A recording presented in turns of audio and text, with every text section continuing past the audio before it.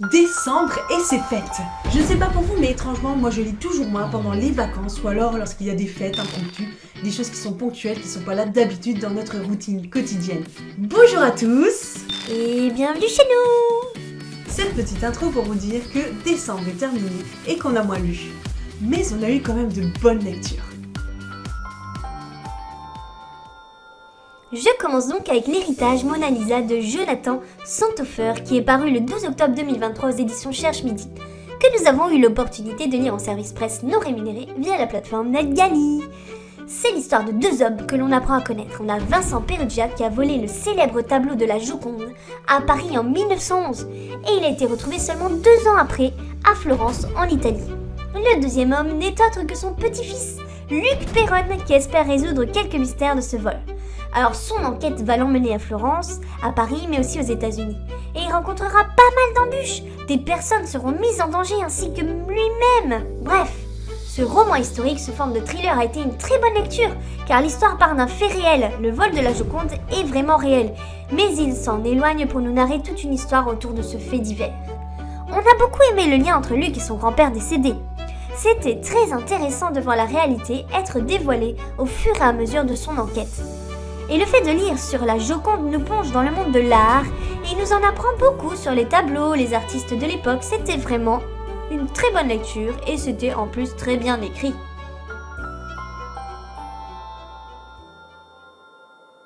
Alors, on a lu Une couronne de lierre et de verre qui a été écrit par Claire Legrand aux éditions Olympe et qui est sorti en octobre 2023. Que dire si ce n'est pas moi qui ai choisi ce bouquin? Je m'explique. On est allé à la librairie avec mon mari et c'est lui qui m'a choisi le livre. Il m'a montré une sélection de bouquins, il fallait que je choisisse celui qui me plairait le plus parmi ces livres-là. Et dans un genre que je ne lis pas forcément, donc dans lequel je ne suis pas vraiment à l'aise. Ici, on parle de fantasy. Donc une fois de temps en temps, je choisis ce genre pour pouvoir m'y habituer de plus en plus et être plus à l'aise avec les codes. Alors il me propose une sélection, je peux lire la 4e de couverture et voir si ça va me plaire ou pas. Le bouquin qu'on a choisi fait 620 pages, donc autant dire il fallait vraiment que je l'aime, car ça peut faire très mal sinon. Et quelle surprise j'ai eu en le lisant! J'ai vraiment aimé cette histoire. Alors c'est l'histoire de Gemma, qui est une jeune fille de la vingtaine, dans une famille riche, qui est élue et qui a des pouvoirs magiques. Sauf elle a tout pour être heureuse, mais elle ne l'est pas, parce qu'en fait, elle est allergique à la magie. Et comme il y en a partout autour d'elle, elle a des douleurs physiques tout le temps, et ça lui fait mal, elle ne peut pas vivre comme tout le monde en fait.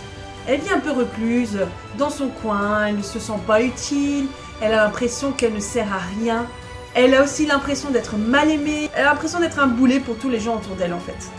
Alors cette situation ne va pas durer très longtemps, car elle va rencontrer un jeune homme Talent, c'est son nom, Talent, avec lequel elle va nouer un peu des liens.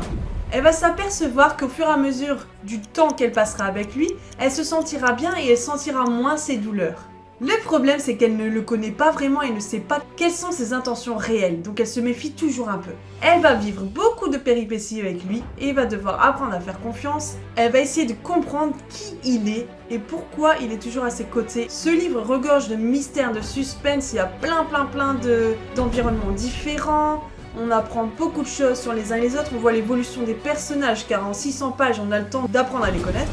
Le personnage de Gemma au début peut être un peu agaçant, on ne sait pas si on va vraiment s'attacher à cette personne parce qu'elle paraît égoïste, imbue, elle a tout pour elle mais elle n'est pas heureuse, il y a toujours un truc qui lui manque. On se rend compte au fur et à mesure de la lecture que son personnage, son caractère va évoluer, sa personnalité. Au fur et à mesure du temps, on va comprendre pourquoi elle est comme ça, ce qui a fait d'elle ce qu'elle est maintenant. Et on va voir qu'en fait, elle n'est pas juste égoïste, imbue, il y a beaucoup plus de choses. Elle va grandir et on va apprendre à l'apprécier. Elle va faire face à beaucoup de défis et on verra qu'elle a une force insoupçonnée en elle. Évidemment, à la fin de la lecture, on se rend compte qu'il n'y a pas qu'un tome, mais qu'il y aura une suite. Donc, tout n'a pas été résolu et on attend avec hâte ce qui va se passer par la suite. Le karma est une femme.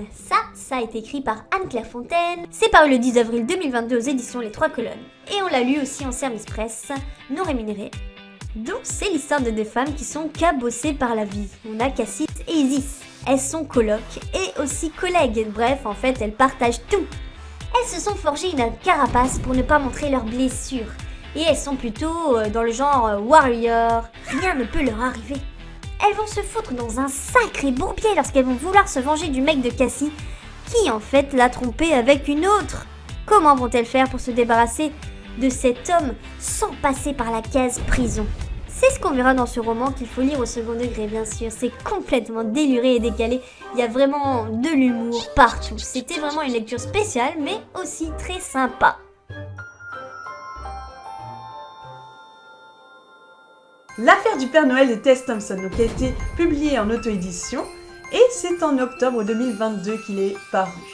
Tess Thompson, j'en ai déjà parlé dans la vidéo sur les sagas avec la saga Emerson Pass. Cette saga un peu douce qui se passe au XXe siècle aux États-Unis avec une famille unie et avec un tome pour chaque personnage. C'est vraiment une saga très sympa à lire.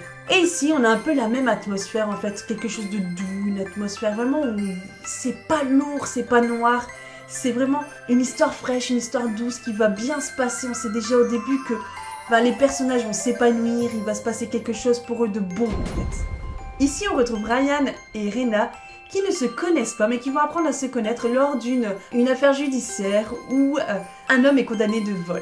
Ils seront jurés l'un à côté de l'autre et vont apprendre à se connaître. Tous les deux rêvent d'amour, sont seuls dans leur vie. Tout cela se passe dans une atmosphère de Noël. L'autrice va nous faire réunir ces deux personnages, mais je ne dis pas comment. C'est vraiment à lire tranquillement, sous un plaid, dans le canapé, avec un bon thé ou un café ou un chocolat. Enfin bref, avec tout ce que vous voulez, mais c'est une histoire douce. C'est pas un thriller du tout. C'est top. Vous voulez un moment tranquille, vous lisez ce bouquin-là en fait.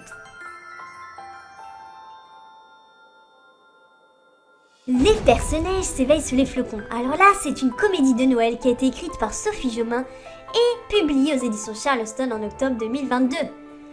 On a l'histoire de Lia Josserand et de son père qui tiennent un refuge avec des rennes dans le massif du Mont Blanc. Ils travaillent dur pour garder ce refuge et pouvoir le faire perdurer le plus longtemps possible. Mais le problème, c'est que les fins de mois sont de plus en plus difficiles. Ils ont du mal à tenir. Et là, il y a un chef cuistot qui a entendu parler de leurs rennes.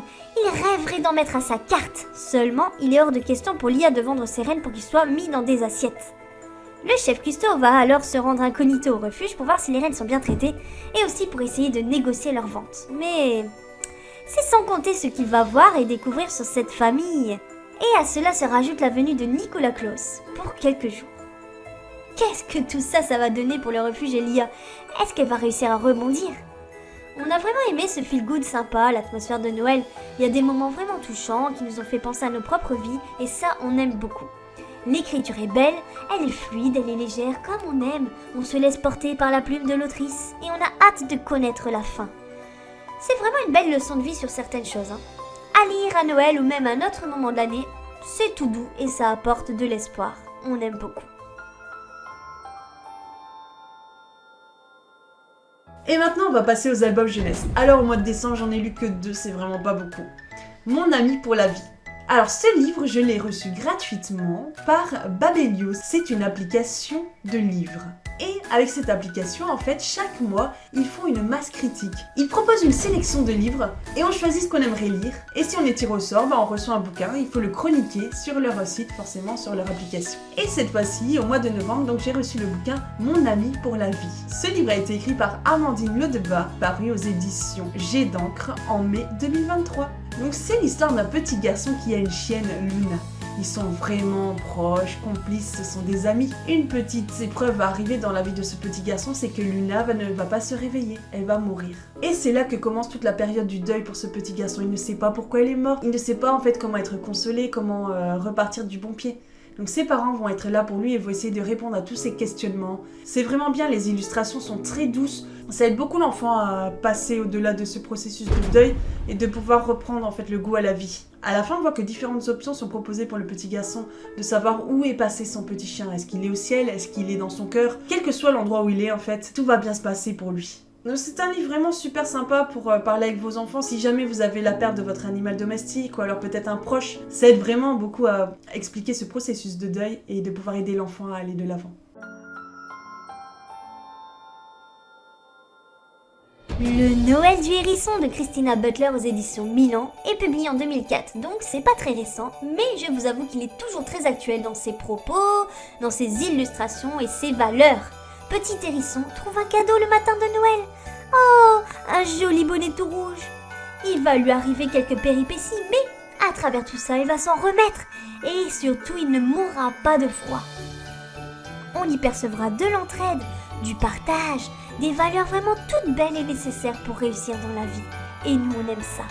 Les illustrations sont vraiment belles. C'est une très jolie histoire qui ravira les petits comme les grands. Alors, est-ce que toutes ces lectures vous donnent envie de lire un de ces bouquins? Est-ce que vous en connaissez peut-être un? Dites-le nous dans les commentaires, on sera vraiment content de pouvoir lire et de vous répondre aussi. Et vous, est-ce que vous avez eu peut-être un livre qui vous a percuté au mois de décembre? Lequel nous recommanderiez-vous? Si on résume pour ce bilan, finalement on a encore lu une variété de bouquins, même si c'est plus petit puisqu'il n'y en a eu que 7, 5 romans et 2 albums jeunesse. Mais dans les romans, on a quand même du roman de Noël, on a un thriller qui est un peu historique, un roman contemporain un peu déjanté, mais aussi un roman de fantasy. Donc c'était vraiment court mais varié. Et c'est ici que s'arrête cette vidéo pour aujourd'hui. On est content d'avoir passé ce moment avec vous. Et on vous retrouve la semaine prochaine pour une autre vidéo. C'était les mots d'or. On vous souhaite tout le bonheur possible pour 2024.